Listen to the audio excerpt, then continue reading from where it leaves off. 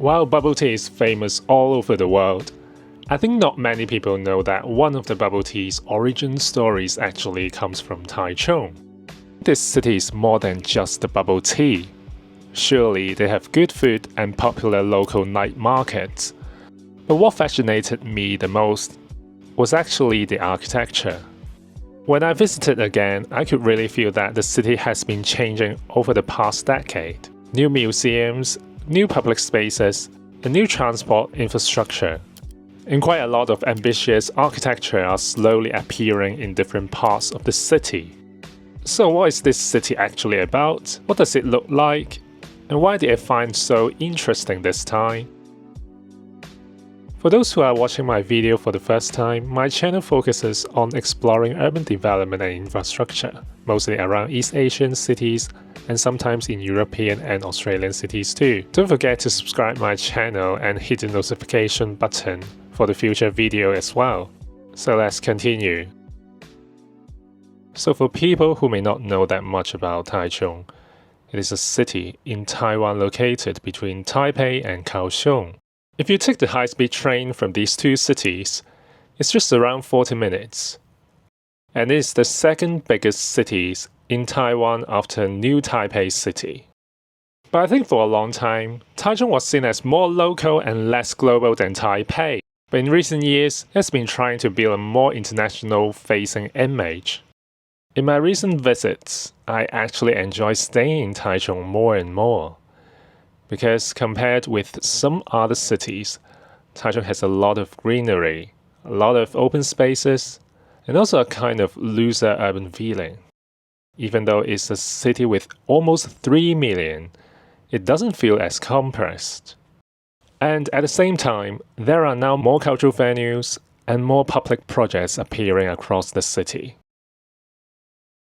So for example, last year I visited the new museum CMP Inspiration in the heart of Taichung. The museum is designed by the Japanese architect Ken Okuma, his first museum in Taiwan. True to his signature philosophy of negative architecture, it keeps the roof line low and lets the structure dissolve into the surrounding. This is also part of the larger mixed-use development that includes a hotel and retail spaces and connects to a very wide and lush cultural greenway. Yet the whole complex feels oriented around culture and public life rather than just commercial activity. I've also introduced another Ken Okuma work in Denmark in this channel as well. You can check it out after watching this video. And then this year, I also visited the new Green Museumbury designed by Sana in the new Taichung Central Park. It is not a typical library or an art museum that's separated into two boxes on the same site, but with 8 cubes interconnected to become a single cluster. When I first arrived, I was impressed by the open-air double-height atrium, which felt spacious and has a calm, almost Japanese Zen atmosphere. What stood out even more was how Sana designed multiple paths and walkways throughout the building, allowing you to move freely between the museum and library spaces. As you walk through those routes, the scenery keeps shifting, and this spatial experience is what makes this place feel so unique. It also expands my idea of what a library can be, especially compared with the ones I commonly see in Hong Kong. Because for the people from Hong Kong especially, where buildings by well-known Japanese architects are relatively rare, Taichung may easily be one of the closest places where people from Hong Kong can experience buildings by well-known Japanese architects. This time I revisited the National Taichung Theatre by Toyo Ito. I think this building opened around 2016, so it is already nearly 10 years old. But when I went back, I still felt very impressed by the interior space. The spatial design inside still feels very powerful, and it still gives a very special experience when you walk through it. I think this building has really helped put Taichung on the map internationally. It has become one of the city's most recognizable landmarks and probably encouraged more visitors from outside the region to come and see it for themselves. There are 2 more projects upcoming in Taichung, which are also designed by Japanese architects. In the downtown, there will be a children's book forest, designed by Tadao Ando, which will be opened this year. And the Taichung Arena will be designed by Ken Okuma, which is in construction right now and completed by 2030.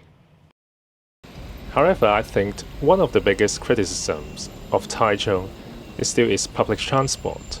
The city is clearly becoming more ambitious in terms of the architecture and urban image, but the transport development still feels quite slow. One thing I really noticed this time is that Taichung's MRT Green Line is now conveniently connected to the high-speed rail station. So once you arrive in Taichung, it is much easier to take the MRT into the city. But still, I think the Green Line has its own flaw. It doesn't really pass through the main business spine, especially around Taiwan Boulevard.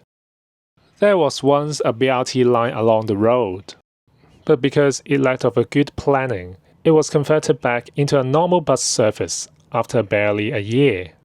Now, the city is planning to build a real underground MRT line along the boulevard, but for now, that line is still only in the tender stage. Overall, I think Taichung is becoming a much more interesting city to visit.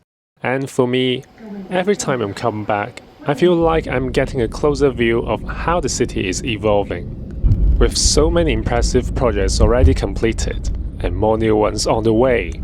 But at the same time, I'm not saying that bringing in so many star architects is automatically a good thing. Because sometimes it can make a city feel like a collection of landmark projects, rather than a place with a very clear architectural identity of its own. But still, I think it is meaningful that Taichung is willing to experiment. It gives space to different architectural practice from around the world, not only for commercial towers or iconic museums, but also for more public and socially oriented facilities. Next time, I would also like to visit the port area more seriously because I know there are a lot of new developments happening there as well, and I think that could show another side of Taichung's urban transformation. So that's more or less my thoughts on Taichung for this trip. Let me know what you think, and if you have also visited recently, let me know whether you feel the city is changing in the same way.